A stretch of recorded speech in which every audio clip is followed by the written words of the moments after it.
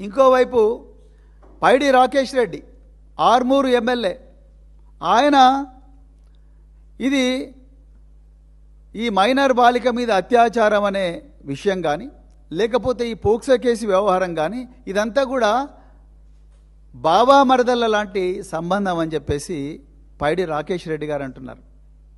ఇది మీ సంస్కృతి, ఇది మీరు నేర్చుకున్న సంస్కృతి, మీకుండే అలవాట్లు, మీకుండే సభ్యత, మీకుండే సంస్కారం, మహిళలు చిన్నారి పిల్లల పట్ల మీకుండే గౌరవం, మీ చులకన భావం మీరు మాట్లాడే మాటల్లోనే తెలుస్తున్నది. బీఆర్ఎస్ నాయకులు ఎవ్వరు కూడా నోరు జారలేదు. బీఆర్ఎస్ నాయకులు ఈ మైనర్ బాలిక కోసం రాత్రనక పగలనక ప్రతి గ్రామంలో ప్రతి నియోజకవర్గంలో కూడా రోడ్డెక్కి ఎర్రటి ఎండలు కూడా పోరాడుతూ ఉన్నారు. ఒక్కరోజైనా మీ బీజేపీ మహిళా నాయకురాలు మాట్లాడినరా? ఒక్కరోజైనా మీ కాంగ్రెసు నాయకులు రోడ్డెక్కినరా వీళ్లకు న్యాయం జరగాలని?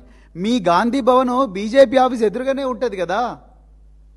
ఒక్కరోజైనా మీ యూత్ కాంగ్రెస్ వాళ్ళు కానీ మీ మహిళా కాంగ్రెస్ వాళ్ళు కానీ